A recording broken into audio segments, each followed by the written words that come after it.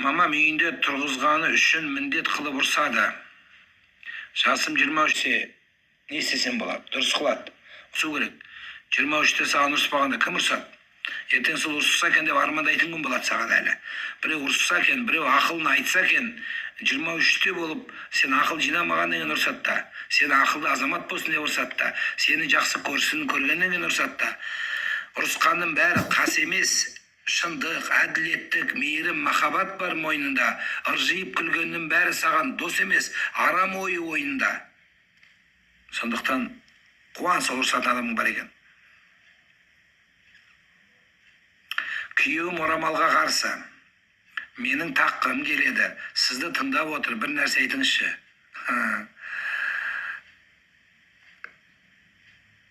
Орамалға күйеуінің ризалығы шарт емес. Бұл Алланың әмірі болады.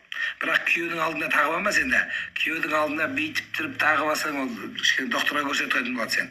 Күйеудің алдында тақпа сен. Күйеудің алдында шашыңды ашып жүр, әдемі болып жүр, күшті болып көрсет.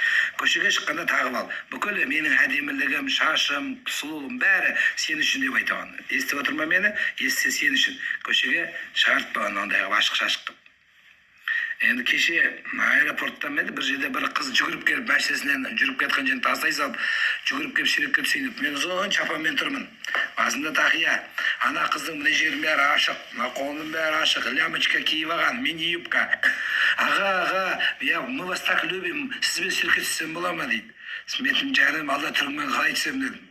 Түрімде не бар екен дейді. Түрімде ештеңе жоқ, бірақ мен дәретім бұзылып қалады сенен кейін ұйықтай алмай шығамын түні бойы. Сондықтан кішкене түріңді дұрыстап кішкене киіп қымтанып түссек, еще нормальный болады да, бүйтіп кофе с молоком сияқты болып тұрмыз дедім. Алланың атынан ант беріп орындамай қойған күнәні қалай жоюға болады, кешірім сұрауға болады? Біріншісі, Алланың атымен ант берген адам орындауға міндетті болады. Уәжіп те болады, парыз де болады. Енді күнә нәрсеге Алланың атымен ант берсең, ол орындалмайды. Мысалы, Аллахи мен ант етем сені өлтірем десең, ол орындалмайды ондай. Біреуге айтсаң, Аллахи мен арақ ішем десең, орындалмайды. Мен асылып өлем десең, ол орындалмайды. Ант жүрмейді. Бірақ сол антты бұзғаның үшін 3 күн ораза ұстайсың. Немесе адамды тойдырасың, или 3 адамды кіндіресің. Егер оғанда шамаң жоқ болса, ей Алла, мені кешір, Құдай ұрып артық бір жаман сөз сөйлеп қойдым деп қазақша айтасың. Ата-анам өзбек жігітке күйеуге шығуға рұқсат бермейді, не істесем болады дейді Индира. Нешедесің? Өзбек халқы жаман деп кім айтты? Халықтың жаманы болмайды жан. Алейкум ассалам ва рахматуллахи ва баракатух. Қарапайым нұр бол дейді, азаматсың. Әжем қайтыс болғанда бір кісі Құран оқыт деп ақша беріп еді. Сол ақша кіріп кетті. Күнәма дейді. Түсінбедім. Қайда кіріп кетті ол ақша?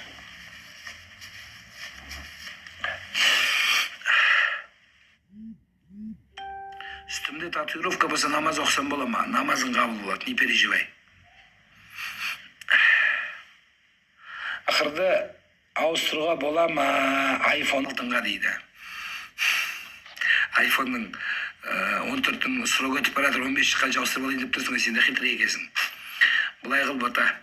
Мақырды біріншіден саған қалың мал берді ма? Сол ана сүті, әке белі, тағы не деген бар өзі Құдай-ау. Современный аттардың барлығы сол сенің қалың малың. Саған киім кешек, көрпе төсек берді ма? Сол сенің қалың малың. Енді онда да қалың малы жаңағы мақырың. Онда да мақыр алғың келіп тұрса ауыстырсаң болады. Әйел адам ауыстыра алады, ол оның правасы. Сол үшін ауыстыра бермес үшін тезірек беріп құтылған дұрыс дейді. Ұстаз, егер намазды тастап кетсең, үлкен күнә болады ма? Ача кішкентай күнә болса, илләтін деп тастайсай деп, кішкентай күнә қой деп бола ма? Харам болады. Тастама жан. Намаз тастағанша өмір қалып қалсын. Құдай риза болған өмір намазбен басталады, намазбен жүреді, намазбен аяқталады.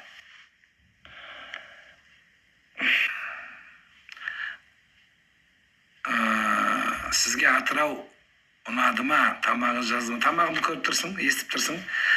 Атырау ұнады ма? Қазақстан елінің бәрі ұнайды. бүкіл жерін айтты, Құдайға шүкір. Еліміздің барлық жерін.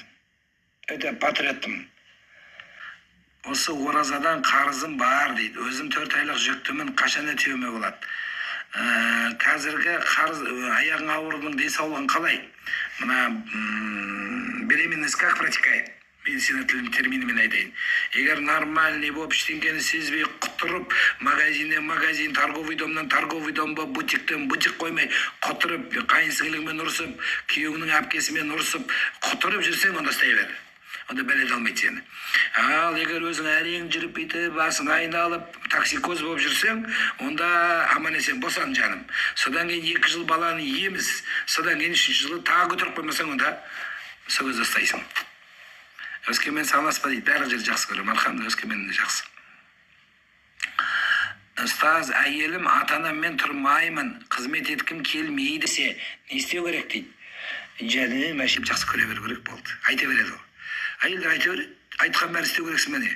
Мен тұрғым келмейді. Әйел айтады, шуба кигім келеді десе, шуба әперіп атсың ба не? Әйел адам, осы мен бриллиант таққым келеді, цирконий таға бергім, мен бриллиант таққым кеп жүр, каратты бір жоғары 10 карат десе, әпердің бәне 10 каратты? Жоқ, әперге жоқсың. Сол сияқты, әйел адам айта береді, ойына келгенді. Жақсы сөйле, жақсы ер азамат бол, құрметте, бағала, болды.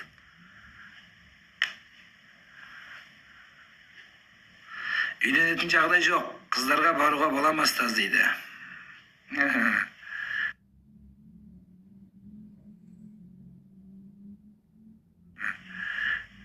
Ертеме кешпе жағдайың болса да, болмаса да үйленесің. Мен сенің қызыңа кеп тұрады туралы біреусі бар. Жағдай жоқ, сенің қызыңа келіп кетейін десе не болады? Қалай болады саған?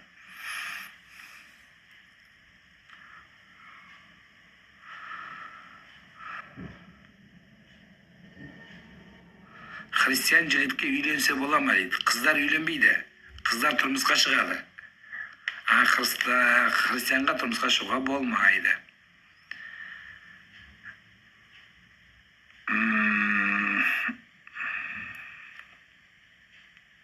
Баламның көз жанары көрмейді. Ұстаз, өзімді қалай ұстасам болады? Дұға қыл, Көркемтай. Көбірек дұға қыл. Имам Бұхари деген үлкен ғалым өткен. Сол соқыр туылған. 3 жыл мамасы тахаджуд түзбей Құдайдан сұраған. Көз ашылған кейін. Балам şimdi 8 айында шетінеп кетті, кеудемде 1000 сұрақ, не істеймін дейді. Айдана. Қазақ айтады, жастың баласы өлмейді дейді жаным. Құдай бергенін алса да әлі берері көп, берерін алмасын. Бір кісінің жалғыз баласы шетінеп кетті. Жылап, апарып жерледік. Қазір кісінің 4 баласы бар. Докторлар айтқан, сен бала туасың осыдан кейін. Мен куәмін, соны мен жаназасын оқыдым. Содан кейін 4 баласы бар, содан кейін көтере алмайсың деген кісіден. Өзі босанды. Сен үмітіңді үзбе. Сол сұрақты қоя берме. Ләу, егер деген сөзді айтпа. Егер осылай болмағанда, егер мен денсаулығымды кеткені жоқ, тағдыр Алланың қалауы солай. Деді, ары қарай денсаулығыңды күтіп, өміріңді жалғастырып, сол бүйтіп сұрағыңды өзіңді жей бермей, сол қасындағы жолдасыңның, жарыңның қызметін жасап, олардың ата-анасының жақсы сөзін жасап, батасын алып, өміріңді жақсылыққа бет бұр, әлі алда Құдайдың берері. Асықпа.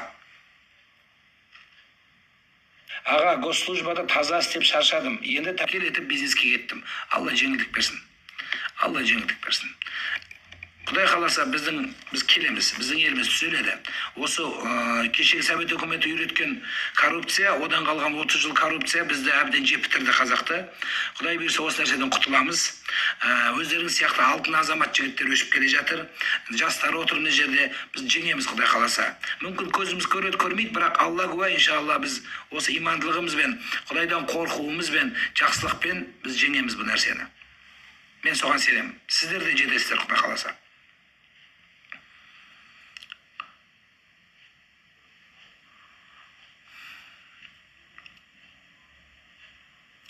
Аға, қыздарға балиғат жас қанша жастан? Айтыңызшы, әркім әртүрлі айтады дейді.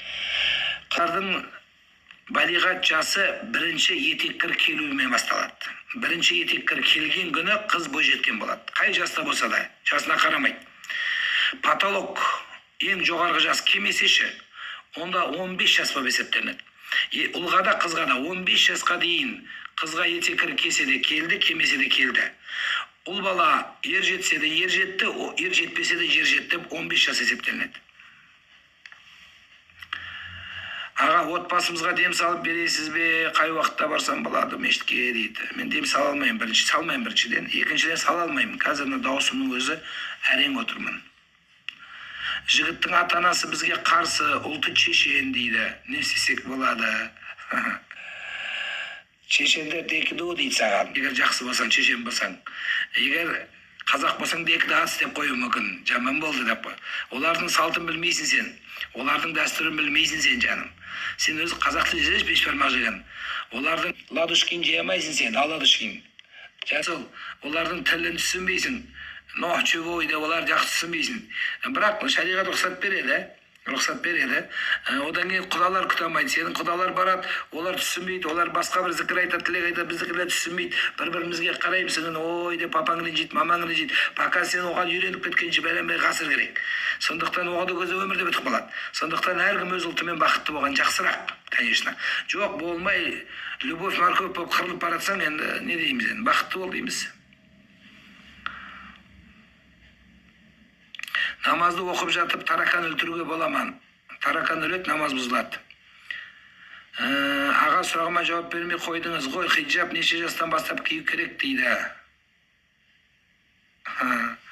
Айттым ғой бағана, бой жеткеннен бастап міндет болады.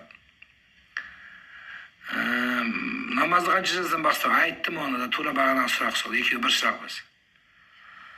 Аға, басым ауырып, ішім ауырып жатыр, не істесе болады? Тиктоктан шығасың да, телефоныңнан 103 дегенде набирать етесің, скорый келеді, скорый айтасың соған. Маған айтқан соған айтасың. Аға, ассалаумағалейкум, жасыңыз қаншада дейді. Имам мен қыздардың жасын сұрамайды. Күйеуім бауырларына тайды тапқанын дейді. Іштен етпейді. Тасып бір күн шаршайды, сендерге де береді. Дау шығарма, жанжал шығарма. Аштан өліп баратқан жоқ шығарсың енді.